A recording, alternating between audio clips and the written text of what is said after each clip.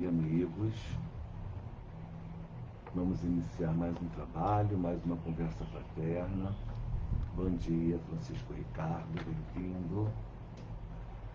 Bom dia, Cristiano, Daniela, sejam bem-vindos. Verônica, bom dia também. Todos tenham tido um bom fim de semana, espero que esteja todo mundo bem para iniciar mais uma semana. A última semana do mês de outubro, né?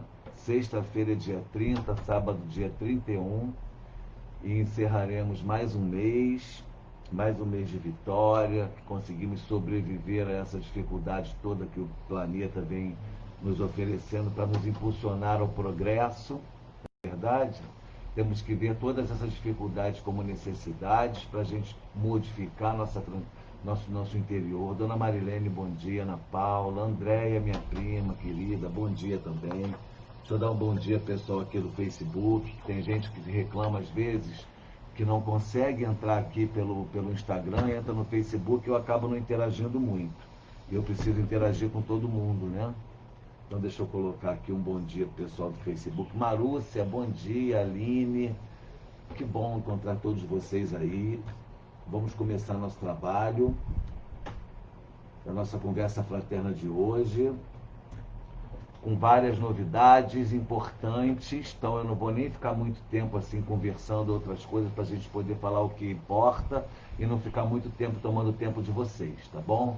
Vamos lá começar agora. Vera Moreira, já temos aí um número de pessoas razoável, já dá para a gente começar. Com 10, 12 pessoas, a gente já começa o nosso trabalho, né? Então, minhas queridas, hoje a gente vai anunciar, na hora das dicas, eu vou fazer o anúncio da primeira atividade física do Grupo Espírita Franciscano. Vou fazer o anúncio de duas campanhas importantes para a gente. Tá? E vou comunicar a vocês que a gente vai começar nossas atividades de uma maneira meio tímida, de modo que a gente possa respeitar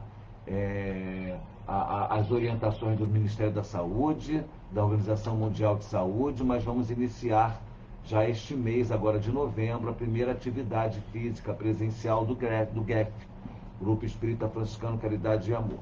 Deixa eu só fechar aqui a janela para não acontecer o acidente que aconteceu na semana passada e o estúdio desmontar. Vamos lá, pessoal. Hoje nós vamos ler o capítulo 45 do livro Vinha de Luz, fazendo a sequência. Nós estamos lendo sequencialmente esse livro em todas as nossas conversas, né? E hoje é o capítulo de número 45 do livro Vinha de Luz, do livro Pão Nosso, da psicografia de Chico Xavier por Emmanuel. E aqueles que puderem pegar o livro para acompanhar a leitura é muito legal. A gente vai ler junto, tá? E aí depois eu vou fazer a nossa observação e em seguida entraremos com as nossas dicas do dia. Vamos lá, pessoal. O capítulo tem como título Quando Orardes, capítulo 45 do livro Pão Nosso, da psicografia de Francisco Cândido Xavier, pelo Espírito Emmanuel. E o título desse capítulo é Quando Orardes. E a mensagem, a palavra de Jesus, está contida, registrada no Evangelho segundo São Marcos, ou o apóstolo Marcos, como queiram chamar, no capítulo 11, versículo 25. E é a seguinte, é uma orientação de Jesus. E quando estiveres orando, perdoai. Então Jesus, registrado no Evangelho de Marcos, capítulo 11, 25, 11 e versículo 25, diz a seguinte frase: E quando estiverdes orando, perdoai. Vamos ver então agora o que o nosso querido benfeitor espiritual Emmanuel nos traz de reflexão sobre essa singela frase que fala muita coisa, né? A sincera atitude da alma na prece não obedece aos movimentos mecânicos vulgares. Nas operações da luta comum, a criatura atende invariavelmente aos automatismos da experiência material, que se modifica de maneira imperceptível nos círculos do tempo. Todavia, quando se volta a alma aos santuários divinos do plano superior, através da oração, põe-se a consciência em contato com o sentido eterno e o Criador da vida infinita. Examine cada aprendiz a sensação que experimenta em se colocando na posição de rogativa do alto, compreendendo que se lhe faz indispensável a manutenção da paz interna perante as criaturas e quadros circunstanciais do caminho. A mente que ora permanece em movimentação na esfera invisível. As inteligências encarnadas, ainda mesmo quando se não conheçam entre si, na pauta das convenções materiais, comunicam-se através dos tênues fios do desejo manifestado na oração.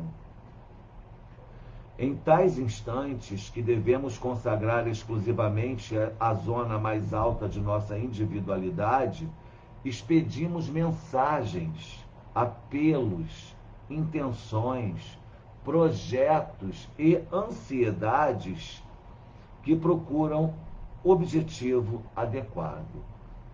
É digno de lástima todo aquele que se utiliza da oportunidade para dilatar a corrente do mal, consciente ou inconscientemente. É por este motivo que Jesus, compreendendo a carência de homens e mulheres isentos de culpa, lançou este expressivo programa de amor a benefício de cada discípulo do Evangelho.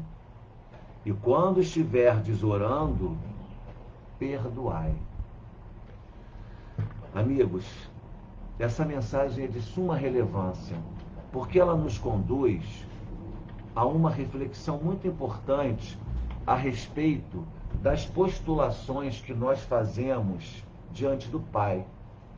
A oração, ela tem um passo a passo. Nós que estudamos um pouco mais a parte religiosa dessa questão das religiões, nós entendemos que a oração, por exemplo, o Pai Nosso. O Pai Nosso que estás no céu, santificado seja o vosso nome. O que é isso? Você está orando, você está reconhecendo a superioridade de Deus, você está louvando ao Senhor. Quando a gente ora, nós temos três circunstâncias. Primeiro, a gente tem que louvar, certo? A gente louva a Deus. Depois, a gente tem que efetivamente sentir a nossa emoção naquele momento, fazer os nossos pedidos, mas antes de fazer o pedido, temos que agradecer ao Pai tudo que já alcançamos de benefício. Então a gente louva a Deus, depois reconhecendo a superioridade dele, reconhecendo a presença dele em nossas vidas, depois a gente agradece a ele por tudo que nós já tivemos alcançado na nossa existência. E em seguida nós fazemos pedidos, porque é legítimo pedir. É legítimo pedir por nós e pelo próximo. Isso não tem problema nenhum. Nós somos ainda muito pedintes porque ainda temos muitas necessidades. Então, Emmanuel está nos trazendo aqui essa reflexão sobre as palavras de Jesus, porque a primeira coisa que ele fala, que é muito importante aqui na reflexão dele, é que ele fala que a sincera atitude da alma na prece não obedece aos movimentos mecânicos vulgares. Por quê? Porque quando você vai a Deus, você não pode pedir o que é injusto. Você não pode pedir vingança. Você não pode pedir a Deus que ele maltrate, que ele castigue o próximo, por mais que esse próximo tenha te cometido algum ato que tenha te causado dor, te traído ou coisa parecida, porque Deus não vai usar o seu concurso para se vingar do outro filho dele. Porque, como nós já sabemos, todos nós somos filhos de Deus. Até aquele que comete o crime. O que Deus deseja de nós não é a morte do pecador, mas sim o fim do pecado. Então, o que nós devemos pedir a Deus no momento em que nós estamos encontrando uma pessoa que esteja nos ferindo, nos atacando, é pedir a Deus que perdoe esse irmão e que toque o seu coração para que ele encontre a luz. Porque a partir do momento que esse irmão encontra a luz, ele vai parar de me ferir, ele vai parar de me perseguir, ele vai parar de me atacar. E aí nós vamos encontrar uma harmonia cósmica. A oração parte de nós, do microcosmo, do coração de cada um de nós, mas ela segue na direção do macrocosmo, ela segue na direção da harmonia universal. Essa harmonia universal é que vai nos trazer o conforto, que vai nos trazer um bem-estar continuado. Então nós temos que parar de fazer pedidos egoístas, pedidos incoerentes, né? A gente vê uma pessoa ferindo a gente, ó, Deus está vendo, hein? Deus está vendo, Deus é mais, esse me paga. Meu Deus, aí bota o joelho no chão, né, como muitos fazem, que esse inimigo, isso é uma reação, isso é uma atitude milenar, que nós precisamos deixar de repetir, porque já o fizemos ao longo de muitos e muitos milênios, em outras eras. Quando nós só tínhamos conhecimento de um Deus vingativo, um Deus belicoso, um Deus... Porque nas idades pretéritas, nas eras pretéritas, as civilizações antigas destinavam a Deus, endereçavam a Deus os cataclismas, os problemas daqui. Vinha uma enchente e assolava aquele povo. Era o Deus que estava violentamente irritado com aquele povo, porque o povo fez alguma coisa e estava pagando. De repente, você vê que a ciência traz uma explicação coerente e lógica sobre aqueles efeitos naturais que não tem nada a ver com Deus. Deus não jogou, não lançou uma praga naquele povo para poder destroçar aquela humanidade toda, aquela população, para se vingar de atitudes.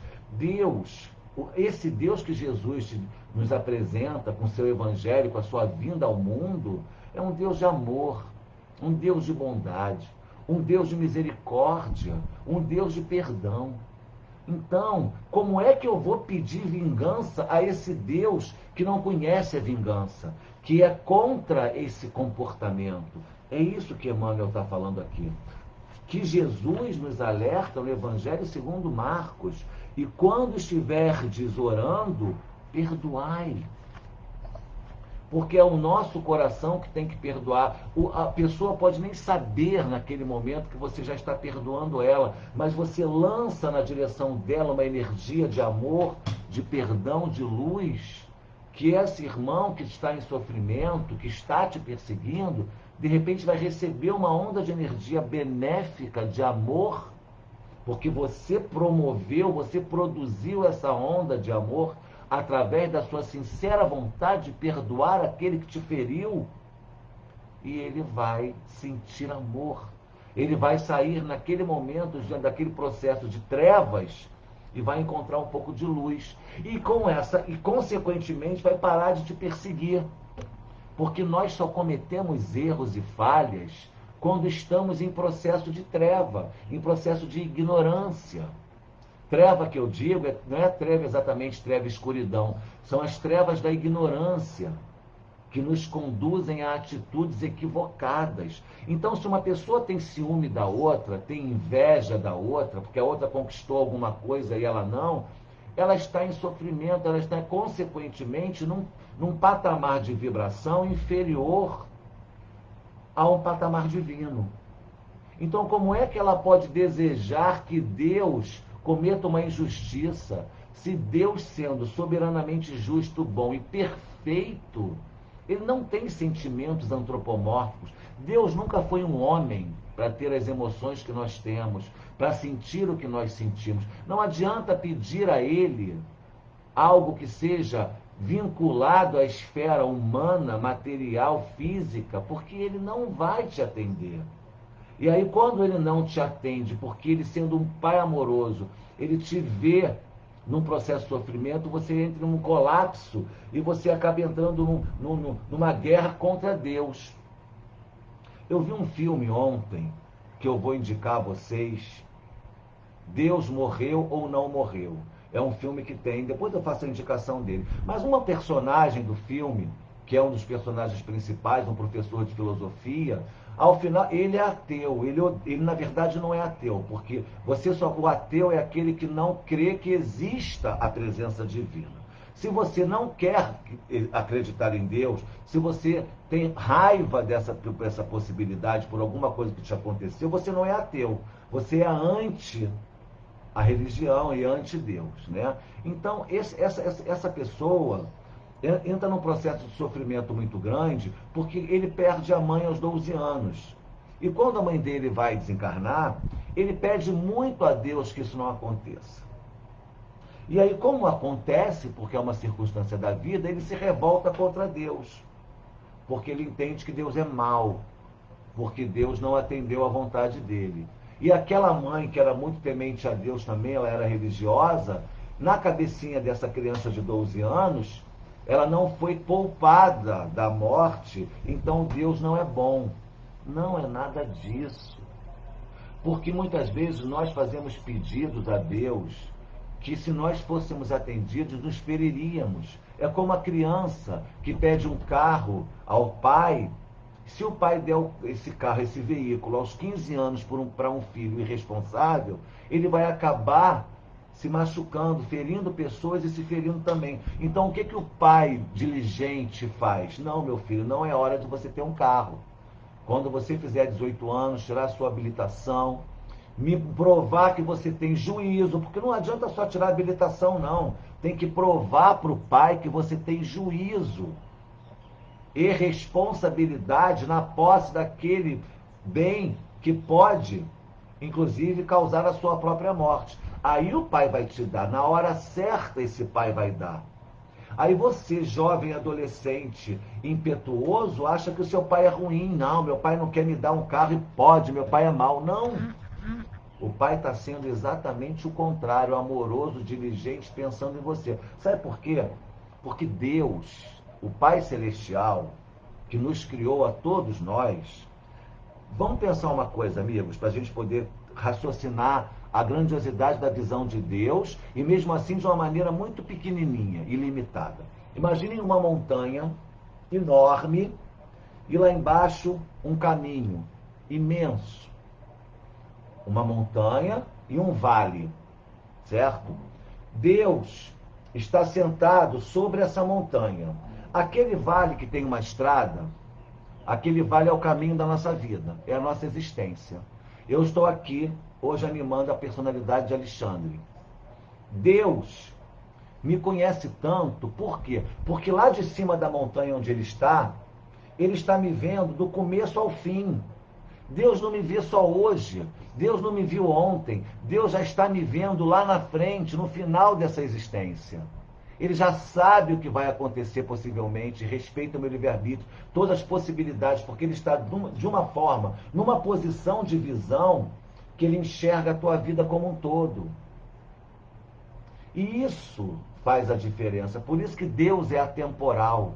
Por isso que a vida espiritual é atemporal. Esse tempo que nós vivemos aqui, hoje é dia 26 de outubro de 2020, daqui a 2 meses, um mês e meio, o ano vai acabar, iniciará o ano 2021.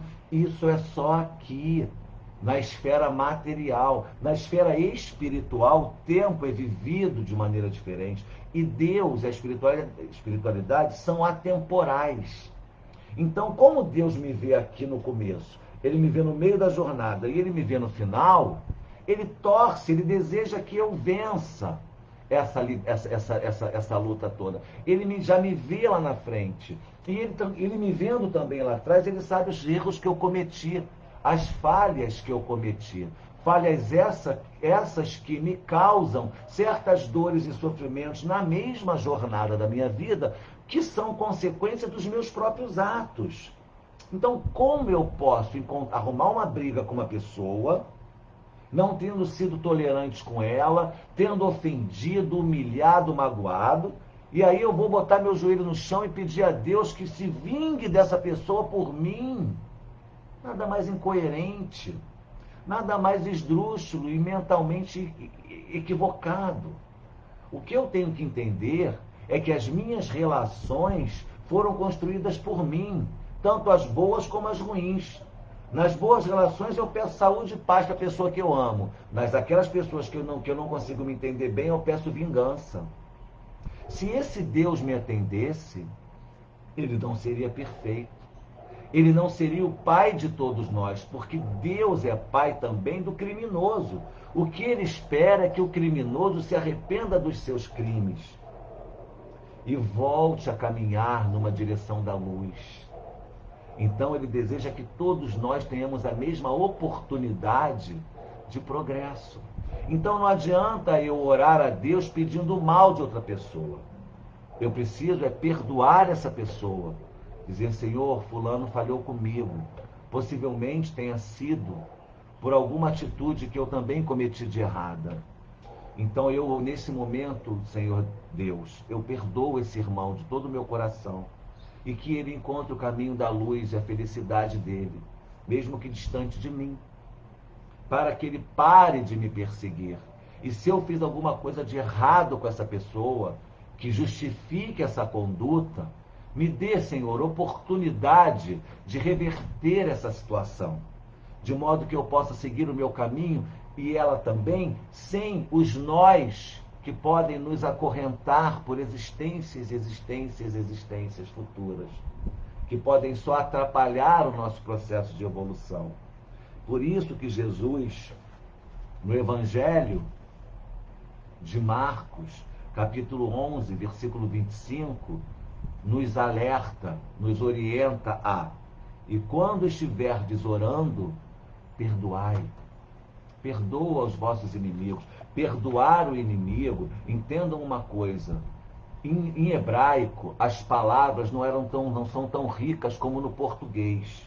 A palavra ódio, por exemplo, representa várias outras coisas, não só o ódio que a gente conhece em português. A palavra perdoar tem um significado muito mais amplo do que o que nós em português interpretamos.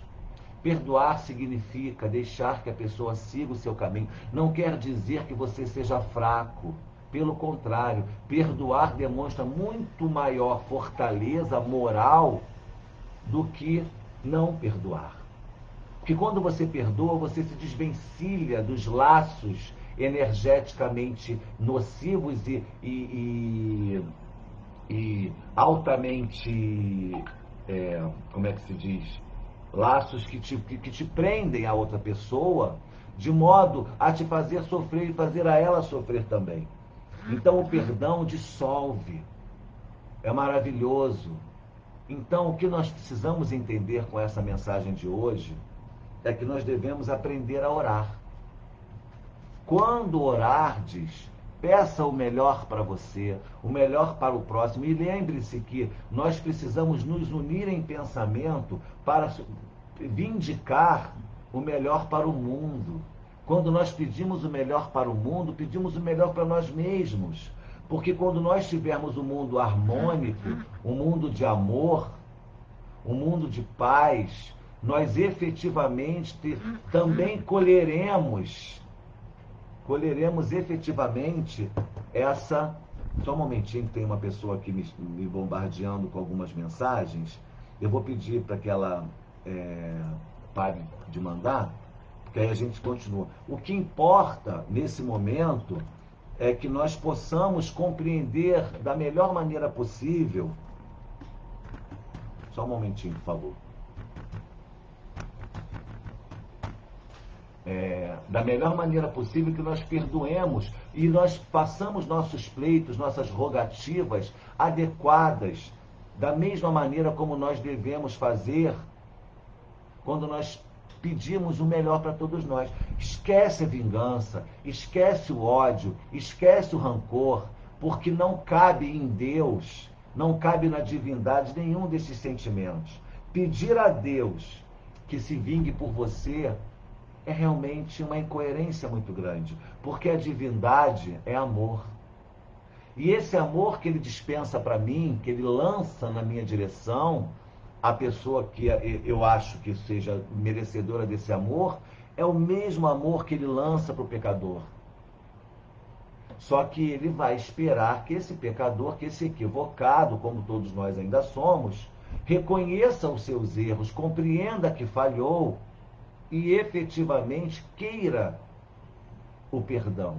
E quando a direção do perdão, a direção da reconciliação, é um caminho também a ser perseguido. Primeiro você reconhece que errou. Depois que você reconhece que errou, você pede perdão. Depois que você pede o perdão, você efetivamente tem que compensar aquelas pessoas pelo erro que você cometeu. Então, hoje, aprender a orar é um passo muito grande que nós temos que dar na direção do progresso espiritual. Não percamos a oportunidade de nos comunicarmos com o Pai Celestial de modo amplo e sublime, para que nós possamos nos beneficiar dessa comunicação, dessa relação da melhor maneira possível. E aprender a orar é tirar o nosso personalismo, é entender que nós somos errados e falhos, é pedir perdão a Deus pelas nossas falhas também, e seguir na direção de um processo progressivo na direção da luz, através da nossa reforma íntima, do nosso reconhecimento das falhas que nós ainda cometemos, da vontade de melhorarmos, da vontade de podermos, através do estudo dos conhecimentos, aprimorarmos. E assim a gente vai conseguir a luz. Vamos agora dar continuidade aqui. Eu hoje quero falar com vocês rapidamente, fazer rapidamente o nosso sorteio da mandala. Nós temos duas mandalas, né? A mandala vermelha, a mandala amarela, e a mandala vermelha, que foram amorosamente cedidas pela nossa companheira Sheila Nascimento, que está acompanhando a gente sempre e tudo mais, né? Então, eu vou fazer aqui agora o sorteio da mandala vermelha. Eu coloquei aqui os papeizinhos, são 50 números. Já voou um número. Vamos aproveitar esse número. Número 29. Dona Ana Maria. Dona Ana, a mandala vermelha é sua. Ganhou a mandala vermelha. Olha que legal, dona Ana. Número 29, a senhora ganhou a mandala vermelha. Agora vamos ver a mandala amarela. É essa daqui. 50 números. Se tiver algum número que não tiver sido comprado, eu vou sortear outro. Número 15, Glória. Olha só, a nossa amada Glória, da nossa casa, do Grupo Espírito Franciscano Caridade e Amor, ganhou a mandala amarela. Então eu vou falar com ela, se por acaso ela não quiser e ela mandar para sorteio novamente, por ela ser a vice-presidente do GEF, e ela só comprou para ajudar, né? E aí a gente sorteia novamente quarta-feira. Mas a da dona Ana eu faço questão que chegue às suas mãos. Dona Ana, não quero que a senhora doe de novo, porque é importante que as pessoas comprem as rifas e efetivamente recebam a sua prenda. Senão parece que a gente está fazendo para poder angariar fundos, e não é só isso, é para também presentear as pessoas amorosamente com o benefício das coisas, tá bom? Então vamos lá. Então, dona Ana Maria ganhou a mandala vermelha, a Glória ganhou a mandala amarela, e agora nós vamos, deixa eu botar aqui de novo, para não perder, Glória e Ana Maria.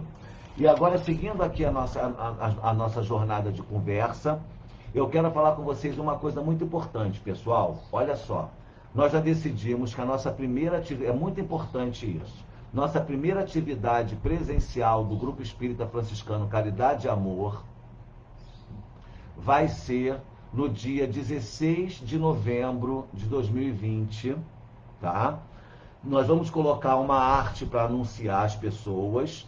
Eu só estou anunciando hoje em primeira mão para vocês. Dia 16 de novembro, nós vamos fazer a nossa primeira atividade, a atividade inaugural do nosso Grupo Espírita Franciscano Caridade e Amor. E essa atividade inaugural, ela tem é uma forma de inauguração, mas não vai ser uma recepção, uma festa, uma reunião. Vai ser um trabalho já. Nós vamos fazer o trabalho do estudo do Evangelho presencial e em seguida teremos passe de tratamento com as equipes do Dr. Bezerra de Menezes, Irmã Sheila, né? E Rita de Cássia, que é uma das nossas mentoras, que é uma das nossas patronas. Nós temos Rita de Cássia como patronas do Grupo Espírita Franciscano Caridade e Amor. Ela é uma patrona nossa também.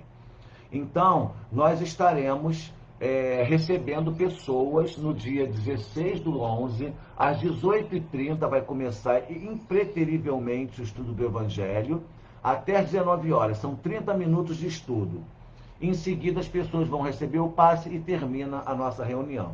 Só que, durante todo esse período de pandemia, nós não vamos abrir as portas aleatoriamente. Nós vamos pedir que as pessoas que pretendam comparecer nos avisem, porque nós teremos 12 lugares, porque a gente tem que botar cadeiras bem separadas e bem ventilado o ambiente, de modo que a gente atenda às determinações da Organização Mundial de Saúde. Então, este ano, ainda nós vamos fazer dessa maneira. No máximo 12 pessoas poderão participar dessa primeira reunião e todas as segundas nós teremos o mesmo trabalho. Então, dia 16 de novembro nós teremos a primeira, dia 23 de novembro e dia 30 de novembro nós teremos estudo do Evangelho com passes. Beleza? Só que as pessoas precisam se inscrever. Quem quiser ir, tem que me dar um nome, que a gente vai somente poder receber 12 pessoas. Porque é muito perigoso nós enchermos a sala nesse momento de pandemia. Precisamos ter isso em mente. Então, quem tiver interesse em conhecer a nossa sede e já participar, assistir o estudo do Evangelho no nosso trabalho inaugural, tem que marcar conosco, avisar. Nós vamos anunciar em breve, vai dar tempo de marcar, mas são somente 12 lugares. Não poderemos ter mais do que isso, porque além dos 12 lugares, ainda temos também os trabalhadores da casa. Eu vou estar lá, a Dani, o Cris, possivelmente a Ana Paula e o Felipe. Os idosos que trabalham com a gente, pessoas com a idade um pouquinho mais avançada, não irão. Mas o César talvez vá também, que ele já está trabalhando, mas a Glória não vai, nem Dona Ana e seu Luiz. Esses ficarão para dezembro ou para o ano que vem. Mas, olha só, eu, Dani, Cris, Ana Paula, Felipe e o César, já somos 6 pessoas que provavelmente estaremos lá para trabalhar. Mais 12 pessoas que vão lá para assistir. Então, nós teremos 18 pessoas na nossa sede física. É o máximo que nós podemos colocar. Na verdade, podemos colocar até 20. Mas nós optamos por chamar somente 12 para evitar aglomeração, para respeitar efetivamente esse trabalho todo que está sendo feito na pandemia para evitar a proliferação do vírus da Covid-19. Tá bom? Então eu só estou comunicando isso a vocês para que vocês tenham conhecimento. Outra coisa importante, nós vamos também essa semana começar a divulgar 2 campanhas que nós gostaríamos muito da ajuda de vocês. Precisamos comprar cadeiras para a Casa Espírita. Nós precisamos comprar aquelas cadeiras de plástico branca, né? E a gente pretende comprar mais ou menos umas 20 cadeiras sem braço e umas 4 ou 5 com braço para as pessoas mais idosas, que tenham dificuldade de levantar, ou criança, de repente, que for para não cair. Então, nós precisamos de, no mínimo, 20 cadeiras e umas 5 cadeiras de braço. E a gente vai fazer uma campanha, porque essas cadeiras são uma média de R$ 29,00 cada uma, mas tem que também pagar o frete. Então, acho que é melhor a gente pedir que as pessoas contribuam financeiramente. Eu vou dar uma cadeira, R$ 30,00. Eu vou dar uma cadeira, mais 30. Quando nós tivermos 20, nós vamos pedir a uma loja. Minha irmã viu já na Vila da Penha, ali na altura da Avenida Brasil, uma empresa que vende uma loja que vende, aí a gente vai comprar lá, pagar o frete, eles vão entregar as cadeiras para a gente. Então a gente, essa semana, vai começar essa campanha. E também vamos fazer uma campanha para captar livros do Evangelho segundo o Espiritismo. A gente gostaria de ter pelo menos uns 15 evangelhos da tradução do Noleto, do Guilhom Ribeiro, que é essa tradução aqui. Por que eu queria botar somente essa tradução? Porque é essa tradução que a Glória faz. A Glória, e eu também, particularmente, nós estudamos por essa tradução do Guilhom. Então é legal que os livros da Casa Espírita sejam todos iguais, porque vocês vão chegar na Casa Espírita, vão se sentar para assistir o Evangelho, e nós temos o livro para poder emprestar. Você não precisa levar o seu livro se você não quiser. Você vai pegar o nosso livro e você vai ler a passagem evangélica, o que a gente vai estudar ali, através de um livro. Vai ter uma bancadinha com alguns livros ali organizadinhos, como toda Casa Espírita faz, tá bom? Então nós vamos fazer uma campanha das cadeiras e uma campanha também da captação dos livros. O livro a pessoa pode comprar. A gente pode ver a maneira como a gente vai encontrar de buscar esses livros. Quem puder ajudar, vai ser uma grande ajuda, porque a casa precisa ter esse tipo de aparato. Nós já temos geladeira, já temos a cantina praticamente montada, já temos bastante coisa, mas ainda precisamos das cadeiras e de alguns livros para começar esse trabalho. Tá bom? Temos ao longo de aí ainda, pelo menos quase 20 dias, né? Que é dia 16, hoje é dia 26, então nós temos ainda 10 dias, quase um mês para fazer essa captação. Eu acho que não vai ser difícil. Quem puder e quiser ajudar o Grupo Espírita Franciscano Caridade e Amor a comprar suas cadeiras, é só entrar em contato conosco pelo privado, que a gente passa o número da conta, mas também já está no site, tanto no Instagram, como no nosso do Facebook, o número da conta. Só peço que vocês avisem, para que a gente saiba que esse dinheiro é destinado para essa campanha, para que ele seja utilizado efetivamente para esse fim, que é de comprar as nossas cadeiras. Tá bom? Deixa eu ver se tem mais alguma informação aqui. Sorteamos as mandalas, já fizemos tudo. Então é isso, pessoal. Por hoje eu acho que é só. A gente já falou bastante, já conversou bastante. Vamos encerrar. Eu quero fazer uma indicação literária desse livro aqui, ó, A Missão de Kardec. A Missão de Allan Kardec, por Carlos Ambassaí. É um livro lindo que fala sobre a missão do nosso grande pontífice, um trabalho sensacional que ele fez. E ele aqui traz a história, fala sobre situações que Allan Kardec vivenciou ao longo da divulgação da doutrina espírita, ao longo da constituição, da compilação das obras. É um livro muito rico em conhecimentos a respeito da doutrina espírita. Então, e esse livro aqui mostra pra gente que Allan Kardec teve tantas dificuldades, a gente reclama tanto da vida, mas o nosso pontífice viveu em momentos muito difíceis para conseguir cumprir a sua missão, e assim o fez com galhardia. Vale a pena ler esse livro. A Missão de Allan Kardec, por Carlos Ambassaí. Tá bom? E para encerrar, vamos ler aqui o nosso livrinho Minuto de Sabedoria, de Carlos Torres Pastorino, pedindo a ele um conselho para o dia de hoje. Ó, capítulo 179 do livro... 178 do livro Minutos de Sabedoria. Não se deixe abater pela tristeza. Todas as dores terminam. Aguarde que o tempo, com suas mãos cheias de bálsamo, traga o alívio. A ação do tempo é infalível e nos guia suavemente pelo caminho certo, aliviando nossas dores, assim como a brisa leve abranda o calor do verão. Mais depressa do que supõe, você terá a resposta na consolação de que necessita.